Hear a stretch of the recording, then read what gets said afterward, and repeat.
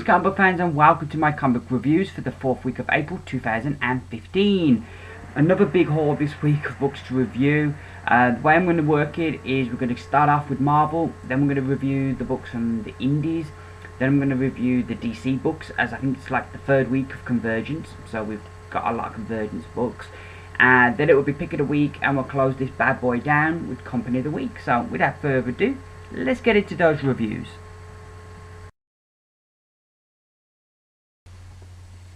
So, first up we have Marvel, and just 4 books for Marvel this week. Again, a small haul.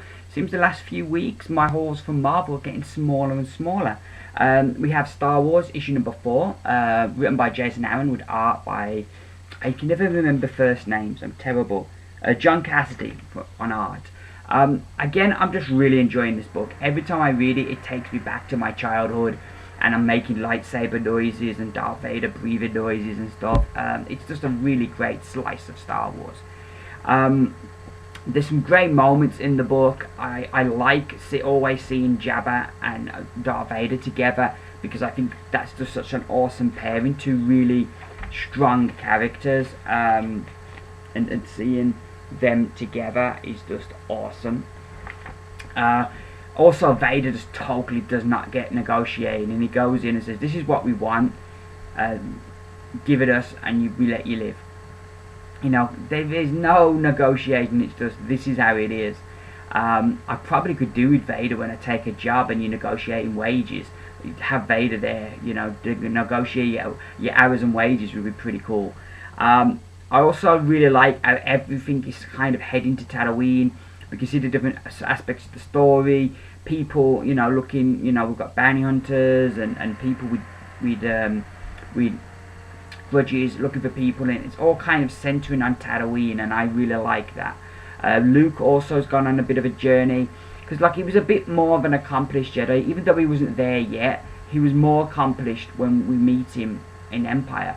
So this is kind of filling in how he becomes that little bit more accomplished with a lightsaber and being a bit of a Jedi. So I like where that's heading. My only grouch with this issue is the art. I feel the art is a bit mixed. It does start off like, you look at Bib Fortuna there. He looks really rough. That does not look like Bib Fortuna.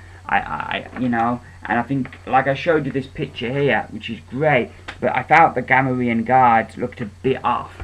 But other than those little gripes, the rest of the art I really enjoyed, and as always was nicely laid out. And it's always a difficult book when you've got like real life people, and how far did you go with making them look like the people they're supposed to be. Because I'm trying to find Han Solo, because the bit with Han Solo, I wasn't quite sure about that bit. But yeah, the art overall I felt was good. Just a couple of bits here and there that I didn't feel so good. But all in all, this is really great. If you're a fan of Star Wars on any level, this is really a great book to read, as it's been a lot of fun. Jason Aaron just really has got the tone and everything just right. And I'm going to give Star Wars issue number 4 stars out of 5. So next up we have Incredible, well, not Incredible, it's just Hulk issue number 15. I didn't realise this book was finishing. This is the penultimate issue. Came as a shock to me. A great showdown in this issue as Red Hulk goes against the Hulk for the final time, and I really like this. And it's really interesting, the development of Bagley's art, because when this book started, his art was one of the weak things about the book, but it's really become one of the strong points of the book now, as you know, he's really doing a great job art-wise on the book as it's gone on. His art's just really improved, and it really does a great job with the action here. Majority of it is just a big fight thing, but it's so spectacularly done. It's really enjoyable, and there's some great dialogue while they're fighting as well. So yeah, all in all, I like this. At the end, we have a strange bit at the end, and I don't know if it's the Doc Green up to his kind of shenanigans and he's got some kind of angle he's going for here, or if it's legit, which we'll find out in the last issue. But all in all, I enjoyed this issue, and I'm going to give Hulk issue number 15 4 stars out of 5. So next up we have Black Widow issue number 17. And this is really good, as we start to get a few more answers, and it seems Chaos isn't what we thought it was. Like, they kind of was represented in the beginning as kind of a terrorist cell, and it seems here they're much bigger than terrorists. That they have a plan, and they have aims, and they have resources. And this prophet isn't the leader, he's just their instrument. And he kind of offers Black Widow that they could use her services. That the Avengers have kind of cast her aside, S.H.I.E.L.D. aren't there, that they will embrace her and her past, and they could use her, and they show her a potential future she could have, this idyllic, peaceful, happy future that she could have if she came and worked for Chaos. So Black Widow kind of has to make that choice. She could have this perfect life that she never dreamed she could have, or she could kind of get killed. Which, not really much choice there, is there? I really like this. The art, as always, by Noto, Phil Noto, is just gorgeous. It's got this kind of like, watercolor kind of esque quality to it. It makes Natasha look like beautiful, but not in like a cheesecake kind of way. The story itself I really like, and there's some really great dialogue and backwards and forth, and kind of when she makes the choice, you've kind of got then dealing with the consequences of that. And the thing of going up against this Chaos is they're so big and they've got so much, you kind of wonder how she's going to finish them. And I don't know how many issues we got left, and I'm hoping they're going to resolve this story nicely and not kind of leave us hanging, because at the moment it feels like this is getting so big, and who Chaos are is getting so big, it's going to take time to kind of bring them down, if you will. But yeah, an interesting choice here for Black Widow, and I'm really liking the direction. This has definitely been the most consistent book that Phil Edmondson's writing for Marvel, and I give Black Widow issue number 17 5 stars out of 5. So our final book of the week from Marvel is The Amazing Spider-Man 17.1, which is part 2 of Spiral. A very old school Spidey feel, which is not a surprise considering it's written by Jerry Conway, who's an old school Spidey writer.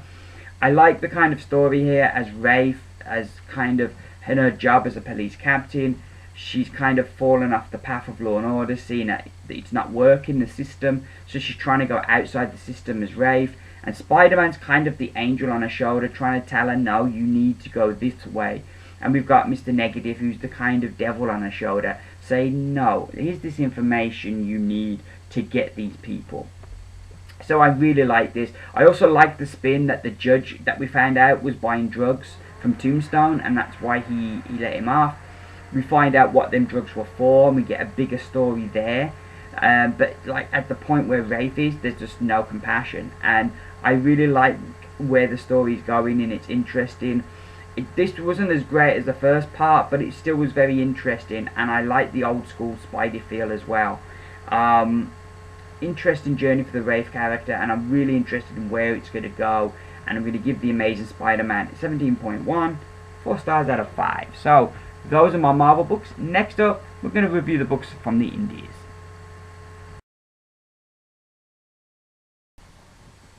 So next we got the indie reviews. 6 books to review this week from the Indies.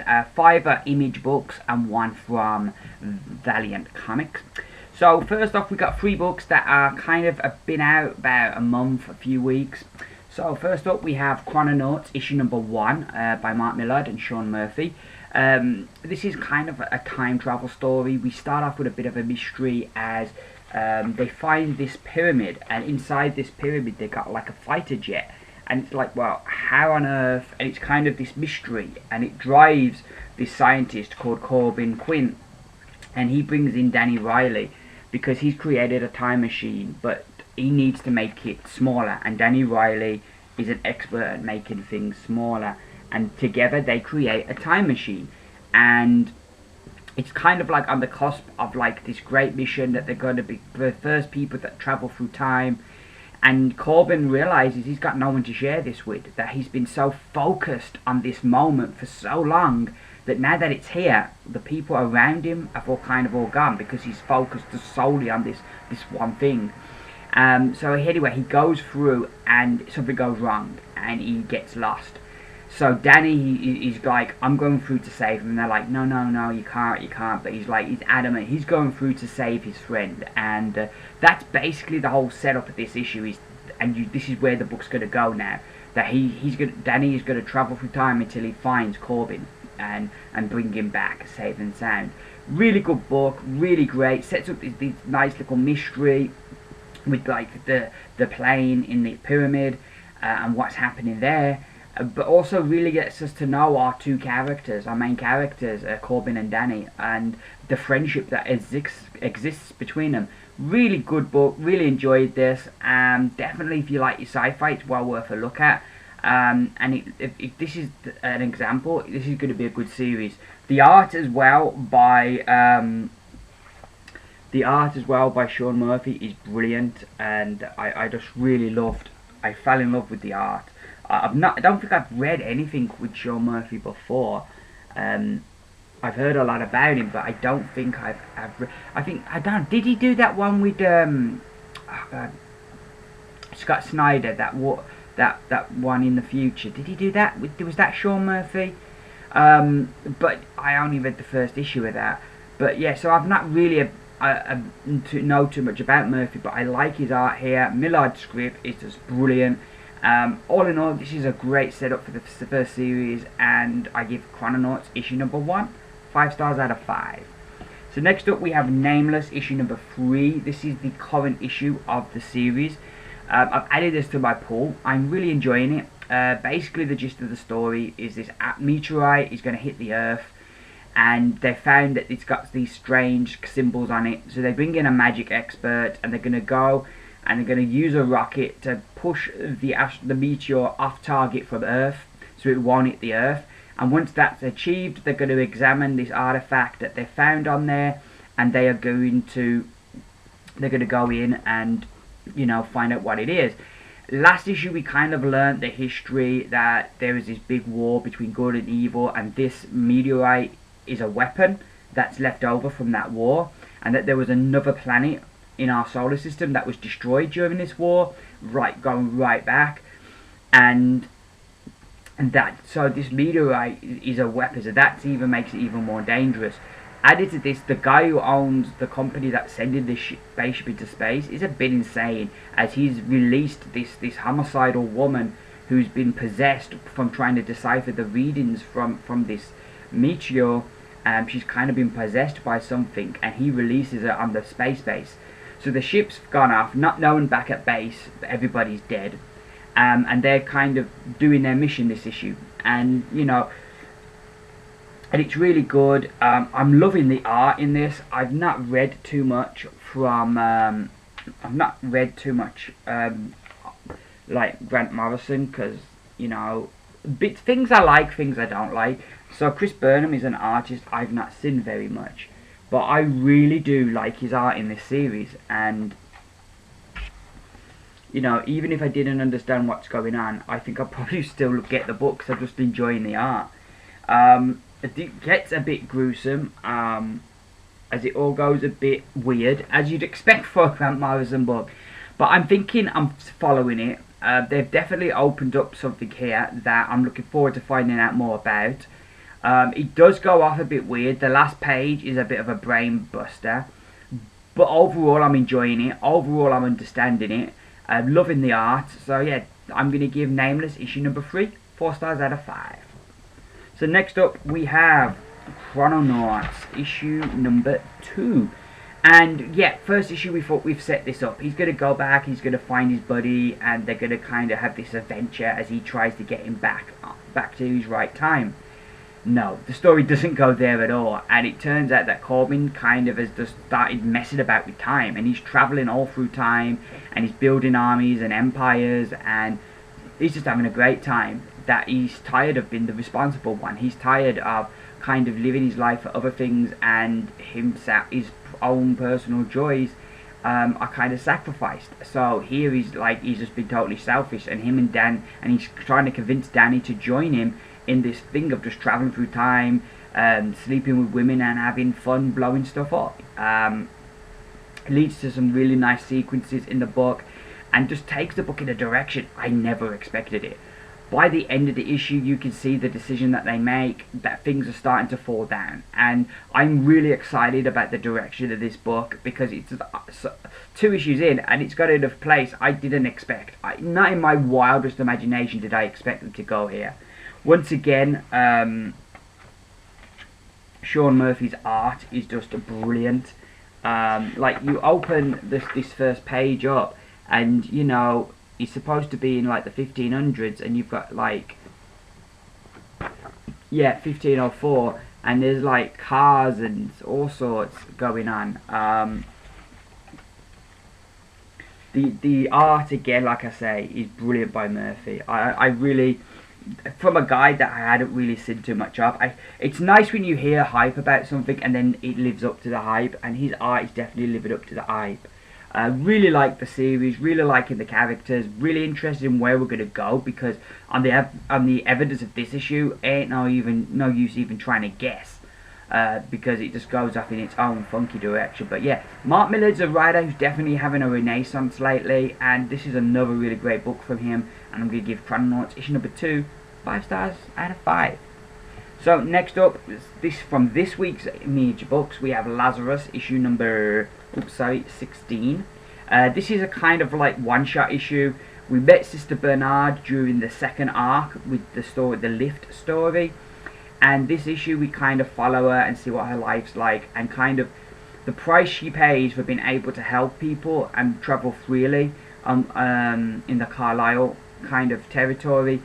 That there's a price to that, and we learn the price here, but she has to go on this mission to get this information that Huck is developing this flu vaccine that he's going to release and going to use as a weapon, and she's got to get evidence to it, and she's got to meet up with the secret agent and get the evidence out of Huck territory.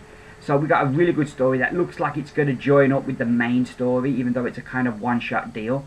I really liked it. The layouts here are really interesting, as it's kind of like, all the way through it, it's kind of like a diary entry for Sister Bernard, as we kind of, you know, learn more about what's going on. When we enter the spy stuff, we have like pages like that. So I really like the layout of this book, and kind of how they lay it all out to give you these like pages like that, and then we get back into the action. Really good story as well. If you're reading Lazurus, this is definitely, it's not a story that I think if you wasn't reading Lazurus, I don't think you'd enjoy it as much. But if you're reading Lazurus, it is a really good read, and kind of fills in a bit more about a character we only saw briefly, and also kind of, like I say, I think this is going to connect up with the bigger story. I love the twist at the end, and I'm interested to see when we're going to pick this one back up. All in all, this was really good, and I'm going to give Lazurus, once again, issue number 16 is going to get, from me, 5 stars out of 5. So next up, we have another Image series. It is Invisible Republic, issue number 2. This issue just really builds the story. It's kind of one of those stories that doesn't blow you away, but I kind of think that as we go further and you get further invested in it, it's just going to get better and better. As you get more invested and the story unfolds, I think it's going to be one of those that you just, over time, kind of ingrains itself, and you kind of start to love more than one where you go straight in and it's like, wow, this is outstanding. This issue we kind of find out how dangerous Arthur McBride. We saw in the first issue that he's quite dangerous, but he does have this whole vibe of a dangerous man, and every scene with him, you've expected him to kill someone. And it's like, it is amazing like how this character is written. He's just awesome. An awesome presence that the character has that comes off the page. I still don't quite understand why they had to leave the farm. That hasn't quite clicked in my head yet. However, I'm enjoying their journey, and definitely where it ends up with Arthur and Mia. It definitely seems like she could be in a bad place. Kroger Bap is also in danger. That's the present day story 40 years later, as he's found these memoirs of this cousin of Arthur McBride who goes on to be this dictator, and he finds himself in danger as there's people who don't want this story to come out. So, you know, that's interesting and intriguing, because it's like, well, what could this be, you know, that they don't want it to come out. So yeah, I'm really liking this. It's really building nicely. At the moment, I'm not blown away by it, but I like how it's unfolding, and I'm definitely fascinated to see where it goes. So I'm going to give Invisible Republic issue number 2 4 stars out of 5. So our final book, it is a Valiant book. It is issue number 2 of Ninjak. This is a variant cover, which I really like this cover.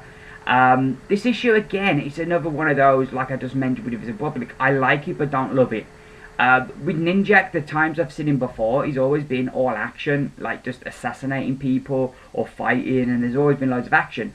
The story we've got at the moment is more spying than being an assassin. It's more him being a spy and infiltrating this organisation and getting information.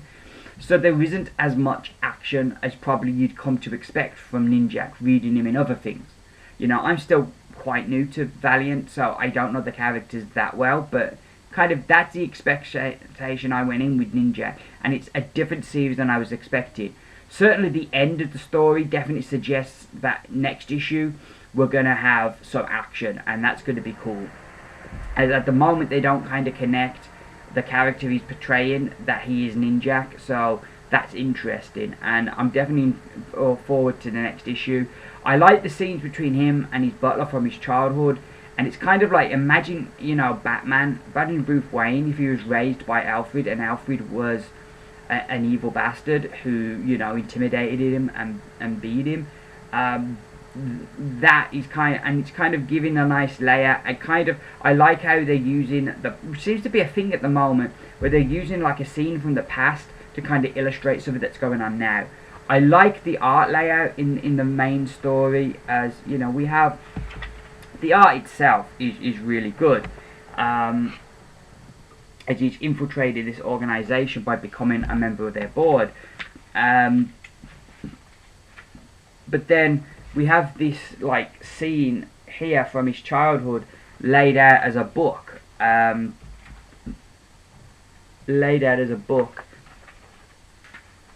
And then we kind of jump back in to the story, and it goes back. So I really like that.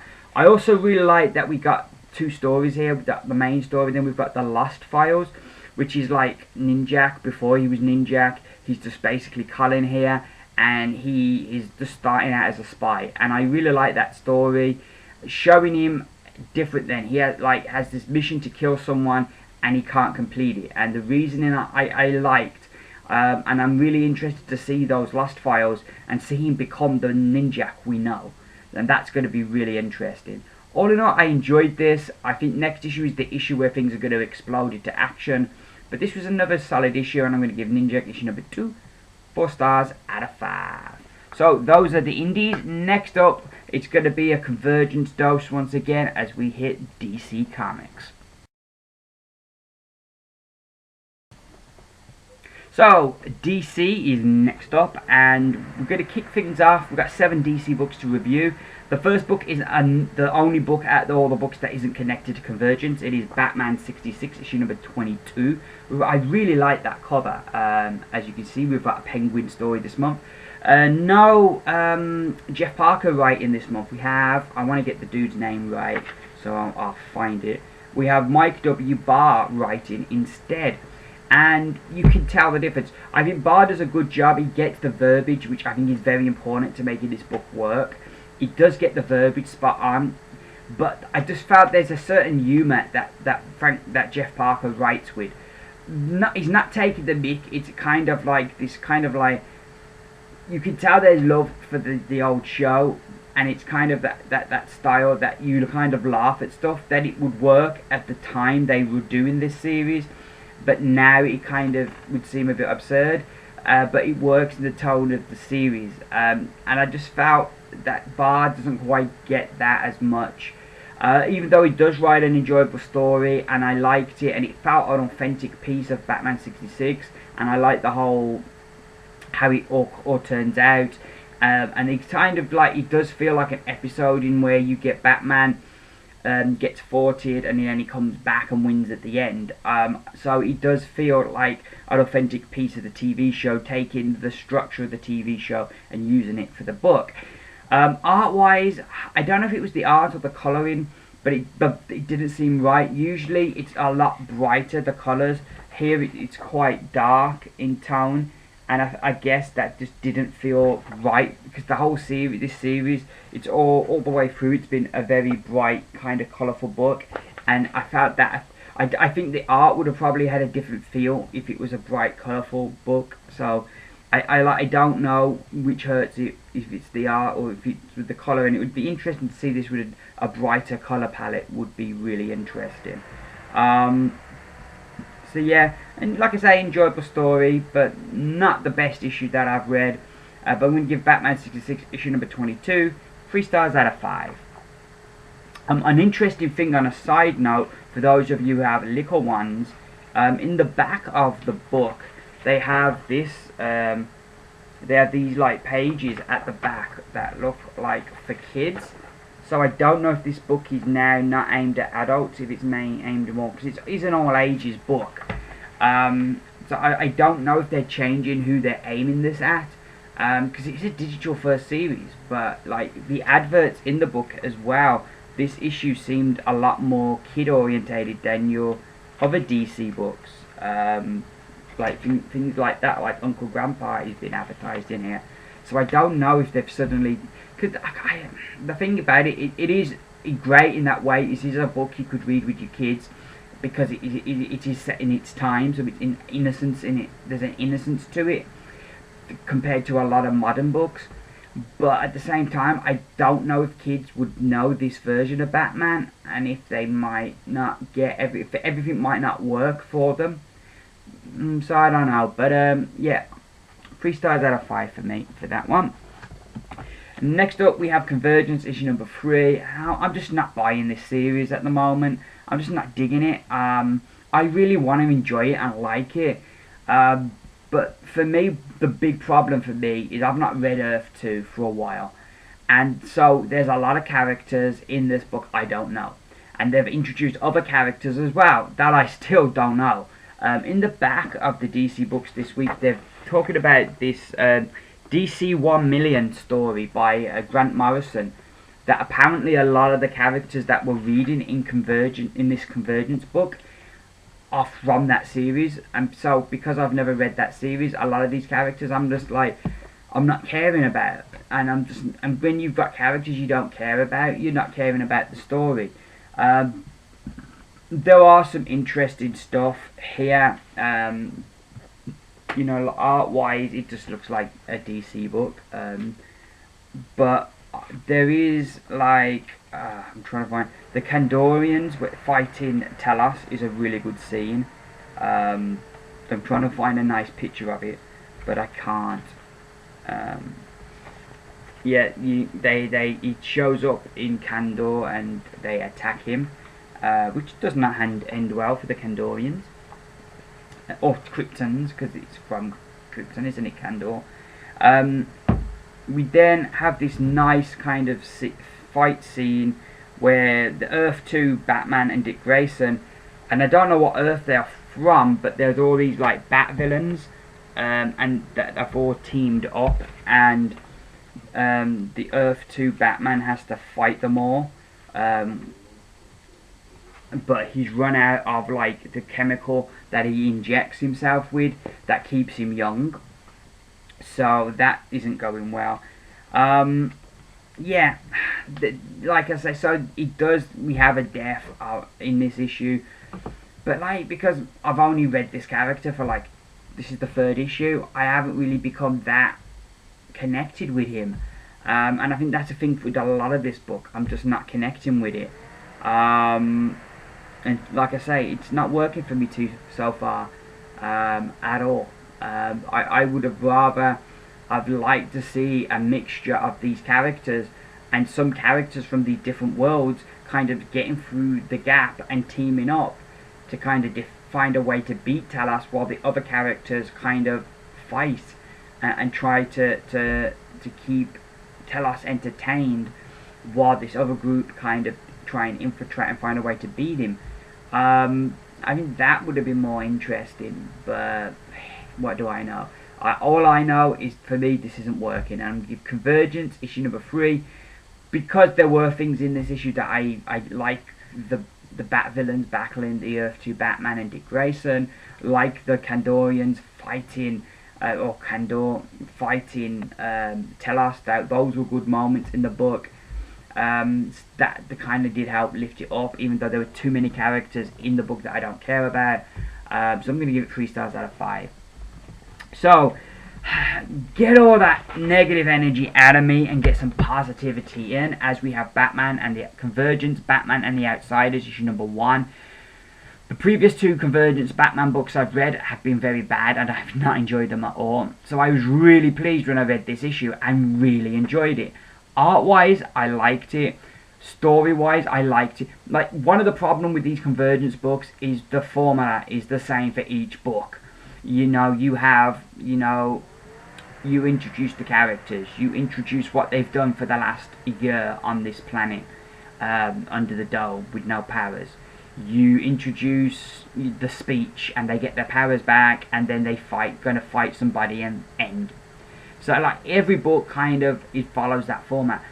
The one good thing though, that each book kind of, some books give more story of what's happened in the last year, some books concentrate more on what's going on right now. So in that respect, the books are slightly different, but the formula pretty much is the same for each one.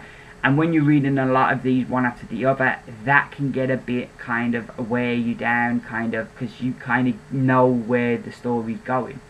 This I liked a lot, mainly because I liked how the team were introduced, and you kind of got to know the characters, not just what they do power-wise, but you got to know the people behind the powers, which was really nice. I liked the makeup of this team, was really interesting. I wouldn't mind next month buying this as a regular ongoing. I want DC to bring this back, but with these versions of the characters. I don't want a new 52 version of this team, I want this version. I really enjoyed the book. I enjoyed the team. I thought the characters were introduced brilliantly, so you really got to care about them, which, would make this a lot better if it did the same thing.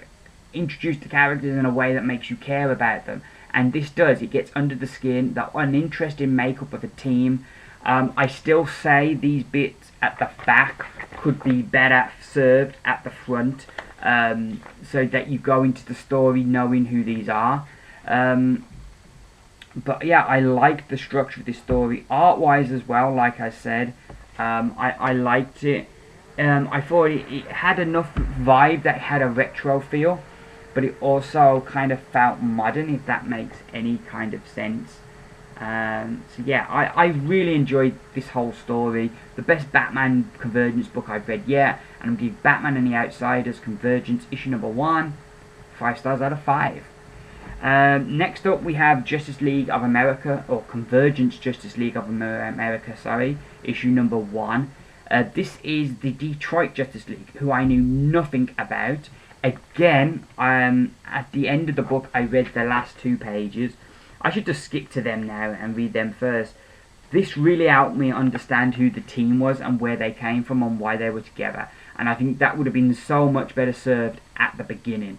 The team itself, I like the makeup of the team, and I thought they introduced them, especially the 3 heavy hitters, Aquaman, Zatanna and Martian Manhunter. I think were all introduced really well. I like how they write the book from the perspective of Elongated Man's wife. I only know her from Identity Crisis, where she gets killed.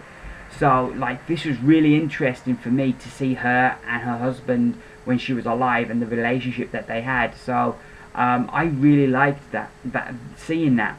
I liked the story, the way it was structured and the way it was set. I would complain again, I think too many characters are introduced to this issue, as not only do I meet for the first time this Detroit Justice League, but we're also introduced to this Secret Six from another world. So yeah, I didn't like, that was a bit much, because I'm kind of learning these characters for the first time, some of them, and then there's this other team as well I've got to learn. I would also have liked a little piece in each issue on the world that they're fighting, not just on the characters from this book, but the world they're fighting and where they're from. That would be really useful at the back.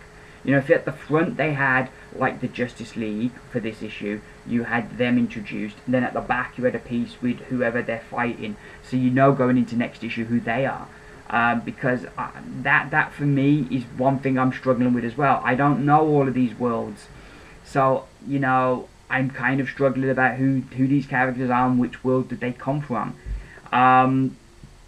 Also, I didn't understand why Vicky Vale gets to order the police to fire.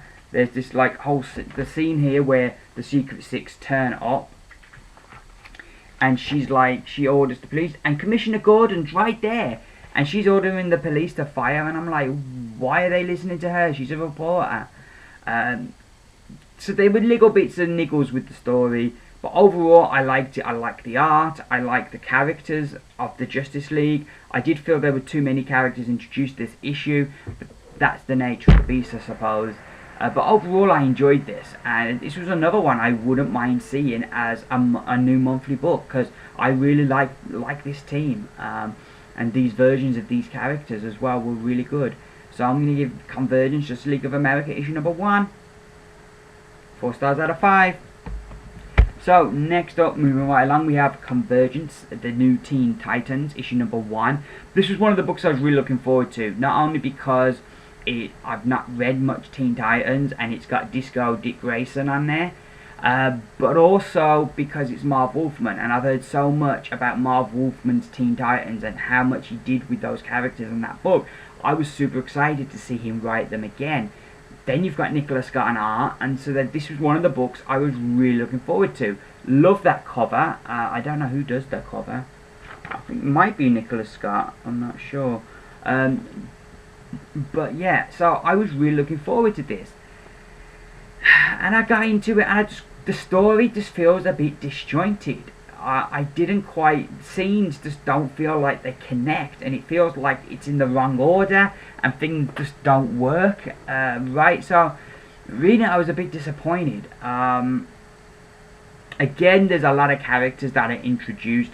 Like, I know Nightwing, I know Starfire, I know Cyborg and Beast Boy, and I was introduced to Donna Troy in one of the other books, but this is an earlier version of that character. But then there's these other two characters. God, I can't remember the one. Jericho, and I can't remember the other character's name. Cole, I think her name is. But so I mean, so you're getting to know the dynamics between these characters, and then we're introduced to these bad guys who call themselves the Doom Patrol, but they're from another Earth. A different version of the Doom Patrol. So yeah, again, that's a lot of characters to kind of take in, and we get no peace on like where they come from. The big at the back again should be at the front, because I found that really useful and interesting, introducing the different members and the bit of their history. Again, I think that would be better served at the front. The art was really good, and even though the story felt disjointed, I did really like this team and the makeup of this team. So yeah, so I think overall I'd say the good evens out the bad. I'm going to give New Teen Titans issue number 1 3 stars out of 5. Next up we have Swamp Thing issue number 1, Convergence by Swamp Thing. Len Wein writes this book, and he is one of the guys who I think originally created Swamp Thing, and Kelly Jones on art. So I was looking forward to this, because I've never read any other Swamp Thing other than the New 52 stuff, so I'm really interested. It's amazing the characters that pop up in here that I recognised, at least in name-wise, from the New 52. I thought the story itself does a great job of introducing Swamp Thing. So if you've never read Swamp Thing, or like me, you've only read the New 52 version, it introduced this version of Swamp Thing and his history, and I thought that was brilliantly done at the beginning of this book. Kind of gives you his origin and everything, and I thought was really nicely laid out there, so that like you'd have no knowledge of the character, but by the time you'd read this book, you'd know more about him. So the opening of the book is really good and really interesting as you learn more about this version of Swamp Thing. The middle of the book, I felt it goes down a bit, because basically it's just him trying to survive when there's no green for him to kind of reanimate himself. So he's kind of having to use other ways to keep himself alive. and I found that middle bit was not as good as it's kind of in highlight form. The end is where the story picks up again as the dome comes down, and you know, we have that same speech we have in every issue, and kind of Swamp Thing finds out who he'll be facing. So yeah, so for me this was a mixed bag. I thought the beginning was really strong, the middle was a bit weak, but the end I thought the book come back strong, and I'm really interested to see where the next issue, what happens next, because I really liked where it ended. But yeah, I was interested for me, and to see this version of the Swamp Thing. I don't think I have a preference yet over which version of the Swamp Thing I like better. This was one of those books. There's some books where you're liking the old version better than the new version we've got. But this was one of the ones where I didn't mind the new one so much, because there seem to be a lot of things in here that they've kind of done in the New 52 as well. So you can see where the ideas originally come from. So I'm going to give Convergence Swamp Thing issue number 1 4 stars out of 5. So our final DC book, shut this bad boy down. Here's Convergence, The Flash, issue number 1. I've never read like the pre New 52 Barry Allen. I only ever read Barry Allen in the modern day, in the New 52 Flash.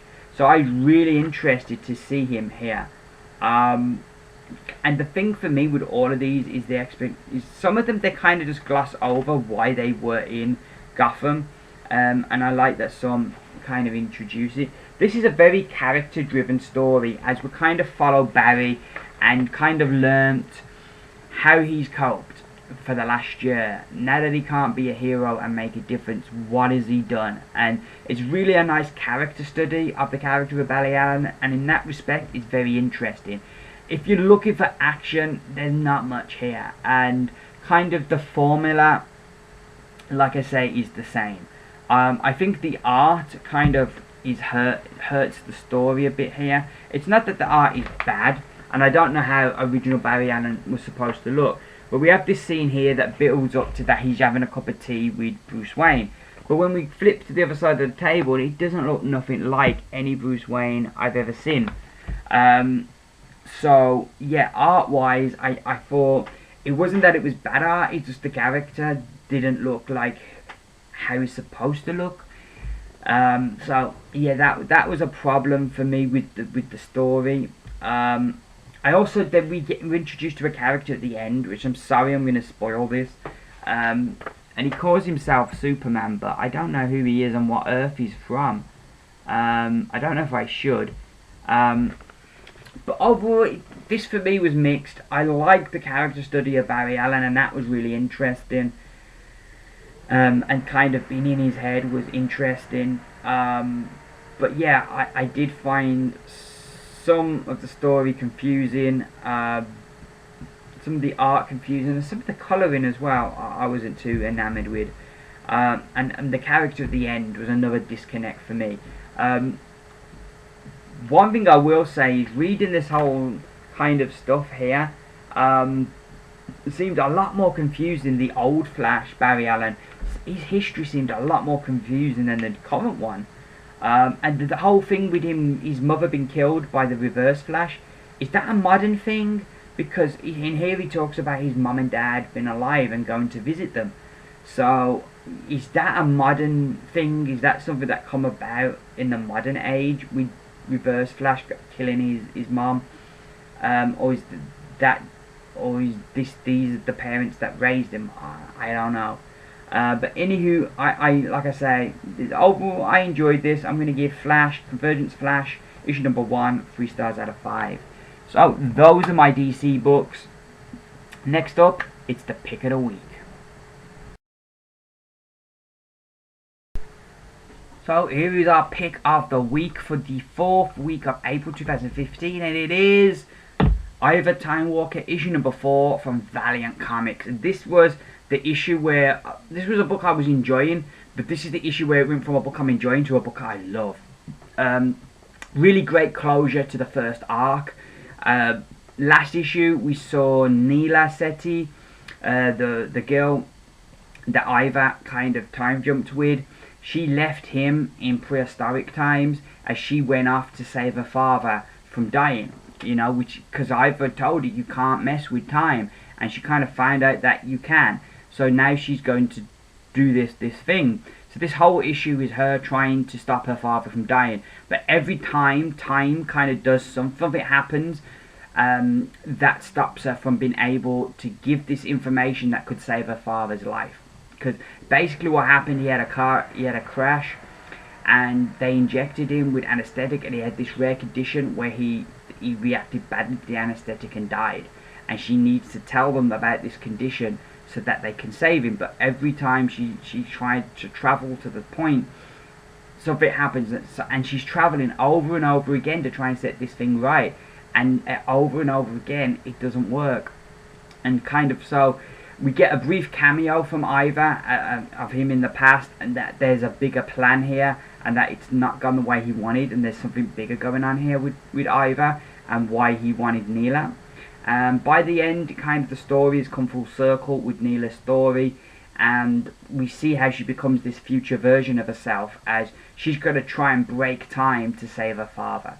I don't think that's going to end good for anybody, but like I say, I really love this. The art wise, it's really great, but really great conclusion, and I just love the way kind of the story goes. It's just brilliant. I really enjoyed this. Really great conclusion to the first arc.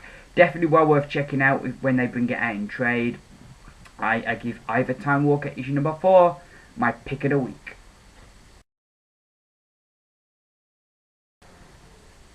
So you've reached the end of my video, which means it's time for company of the week. What this is every week I take, say for example Marvel, I add their scores together, I divide it by the number of books I've reviewed, and then I do the same for DC, and I do the same for the Indys, and I see which one comes out on top. Last week our winners were Marvel. This week, who shall it be? Well, in third place with an average rating of 4.1 per book, it is DC Comics. In second place with an average rating of 4.2, which was the score that won last week, is Marvel Comics, as they again, second week in a row got 4.2, but this week that's only good enough for second place. So of course our winners are the Indys, which was mainly Image books, and they got an average rating of 4.5. So they win the whole shebang this week, by quite a margin really. So those are my companies of the week. The battle plan going forward, I hopefully will be able to do a haul video. I'm working a different part of my job now. I'm trying to move to a different part where I won't have to work without being paid, and so they're trying to give me a tryout. But the problem is I finish at 4:30. My comic shop closes at 5:30. If I leave work, I've got to get a train to the city centre. If I'm lucky with the train and I make it, I could maybe make it to the comic shop, but I need to be in town, you know, before 5 o'clock to give me time to walk down to my comic shop and to get my books. So yeah, it's a bit of a tricky one. It's going to be squeaky bum time tomorrow, whether or not I get my comics. If I get my comics tomorrow, or Thursday, or even Friday, I will do a haul video. If it's later, I may not do one, because it's possible, because like I'm working Wednesday, Thursday, Friday, Saturday. I'm not off from work until Sunday. Then Monday over here in the UK, it's a bank holiday Monday. So I might not be getting my comics until Sunday, Monday. If that's the case, I won't be doing a haul video. And my review video will be a lot later. So we will see how things go. I may have to rethink doing haul videos, but we'll see. I'm not saying anything now. I'm just going to see how it goes, and where I can, I will do a haul video. Anywho, that's enough of me waffling on. Thank you very much for watching my video. Please, if you enjoyed it, give me those beautiful thumbs up. Let me know you like what I'm doing. I hope you've all had a great week and read some great comics. If you agree or disagree with anything I've said in this video, please comment below. I love comments. I apologies, especially to Sleepy Reader, who is awesome with leaving comments. I don't reply. I'm sorry. I intend to, and I will get on that. That is like my biggest thing I want to get doing, is replying to comments promptly. But just because I don't reply doesn't mean I don't appreciate every comment everyone leaves, and especially the great Sleepy Reader, who is so awesome that like, not only does he watch the video, but he leaves great comments every week. So yeah, that's enough for me, 21. I'm going to go now, get a nice cool beverage, and read some more comics. So, I've been Jason. These have been my comic book reviews for the 4th week of April 2015. Bye for now.